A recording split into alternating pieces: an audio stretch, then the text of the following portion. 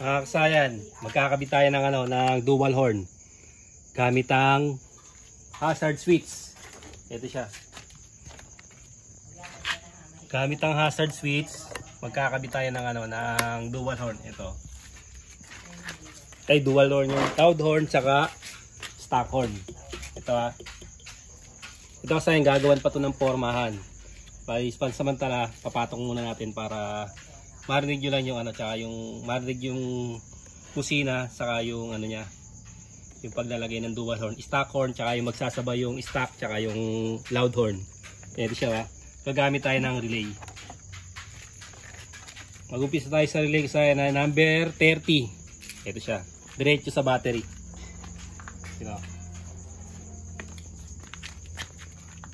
Ito yon. May fuse na 15 ampere. Ampere 30 positive ng battery. May fuse na 15 ampere. Yan, pupuntahin dyan. Ito na siya ngayon, number 30. Tapos, yung number 86, ilalagay natin sa accessory wire. Siya, accessory wire natin ilalagay. Yung accessory wire, dito natin kukunin sa ito. Sa brake light switch. Ito siya. Ito yung accessory wire. Dito natin ilalagay itong number 85 pala to, 85. 85 o 86 pwede naman kahit magkabaliktaran. Ito na yung lalagay para mas malapit. Ito siya. Ilalagay natin sa accessory wire. Nailagay na natin yung number 30. Dito naman tayo sa 85. Uy. Ground ka ba't lumalabas ka? Body ground to hindi yan. Ito 86. Kaya natin lalagay.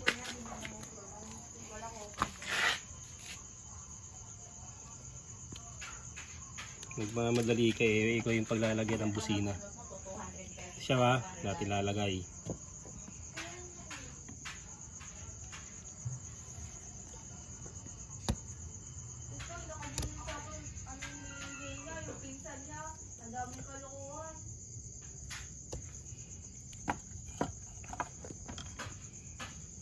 Dito tayo magagawa ng bracket. Kasi yung nag-install niyan pinatong lang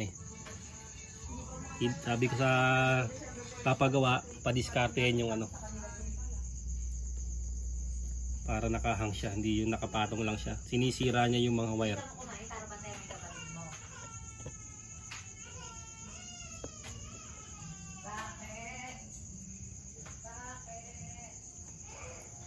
Lagyan muna natin siya para hindi siya mag-ground. Kaya positive. Madikit sa body ground. Maputukan tayo ng fuse.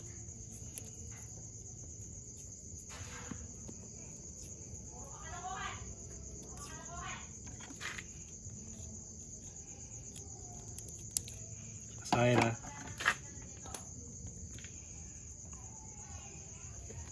Tapos, itong 87 natin, ilalagay natin sa positive ng busina. Siya positive. Ito may positive, negative to Tukan mo. Asan yung plus? Ito yung positive dito natin lalagay yung sa number 87 ng relay 86 dito sa accessory 85 accessory wire 86. Panghuli natin sa trigger ng busina. Negative trigger. Pwede ito kasayang kahit sa kahit positive trigger o negative trigger. Pagkakaiba lang yung kung saan nyo ilalagay yung yung positive at negative ng ng trigger niya. Sa relay lang, sa relay siya magkakatalo. Yung relay ang gagawa ng paraan para maging positive trigger at negative trigger.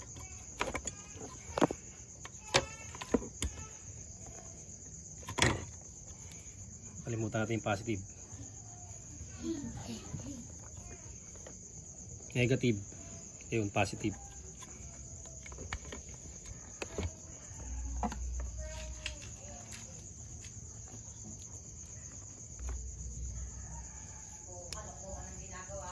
Gusto kasi ng may-ari, may stock horn. Ito stock horn, loud horn plus stock horn to.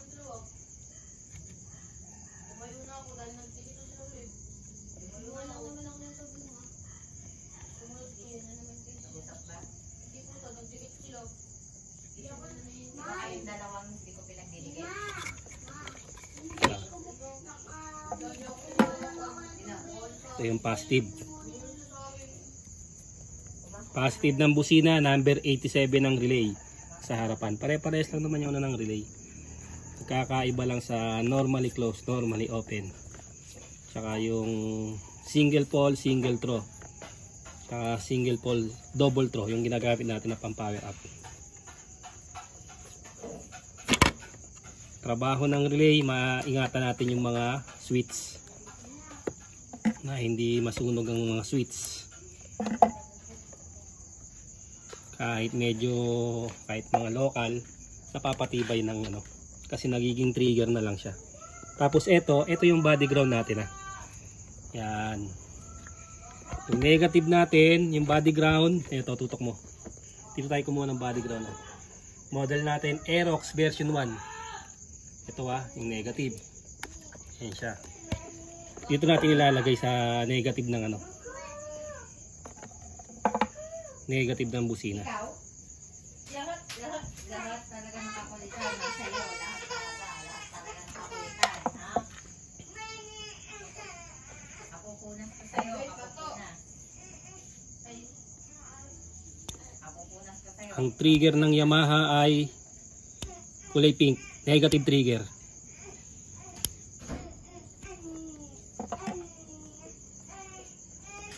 Kaya sa relay, wala tayong nilagay na negative dahil yun ang magti-trigger. Kung Honda ka, positive trigger, maglalagay tayo ng negative. Mag-negative tayo ng body count.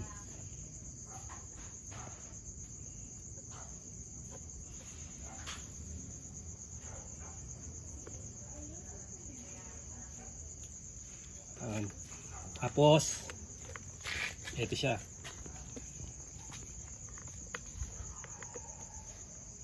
Ilalagay natin yung isa, ito, kaya malapit tayo rito. Dito natin ilalagay sa sa switch sa may hazard switch natin. Kaya dito natin ginamit para mas malapit siya.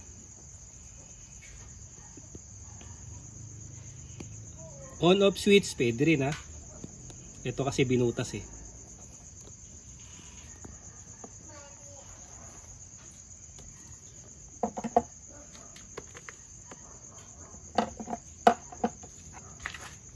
Pagka manipis lang yung iano nyo, gamitan nyo ng lighter kasi baka maano pa siya.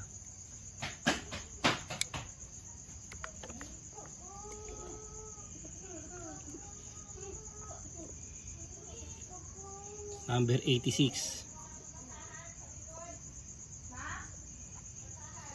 85-86, pwede magkabaligtaran yan. Basta kayo importante masupply siya ng positive at negative. Ito, negative trigger ang ano natin. Yung switch natin.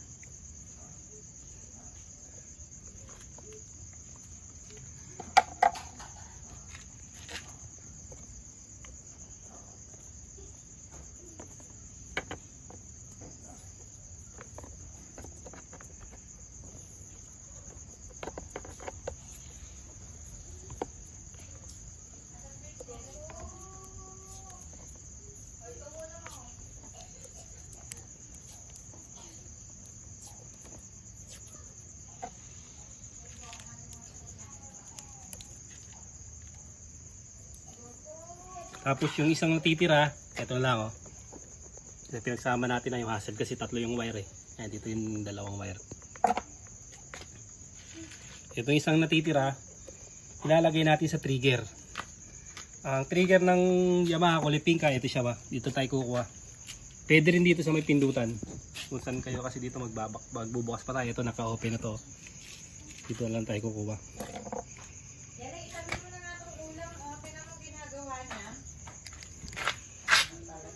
Lighter na lang natin para Sa'yo kasi ang dami mong ginagawang kakulitan.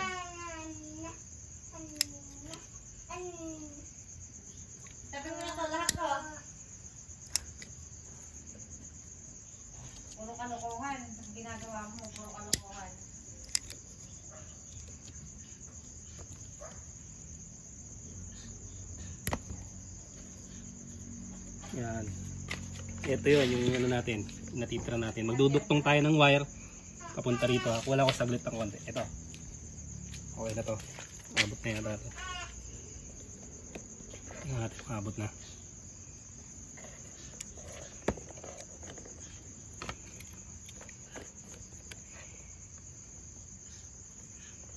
Abot ba kulang? Kulang ano? Ito na isa. Oh.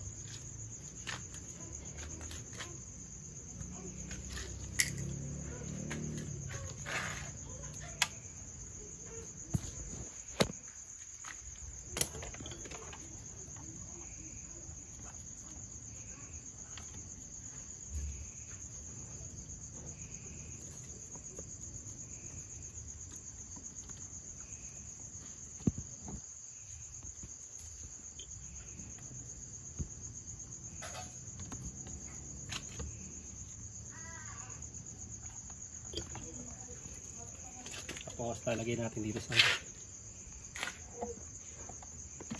ito natin sa may ito kung saan may mas magandang daanan.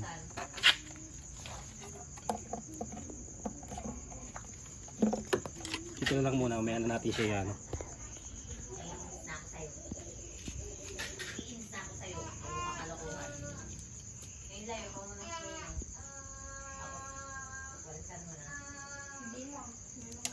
Buti na lang huminto yung video, okay.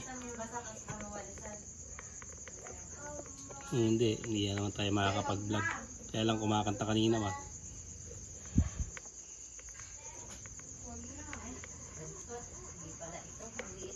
Yan, testing na natin.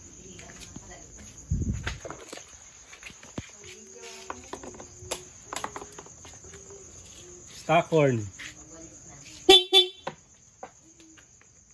Stockhorn with loud horn. Yan, nakababa eh. Dapat medyo ano siya. Yan. Baka mo baka balaglag ah.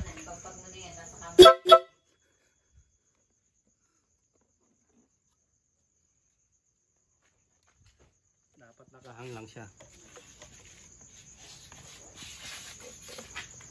Stock.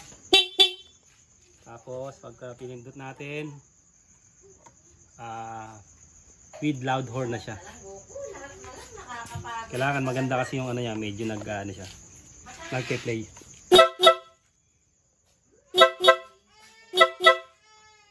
Ganun lang kasayan yung paglalagay ng ano ng loud horn tsaka ng Stockhorn, magsasabay siya sa Aerox at sa kahit anong motor.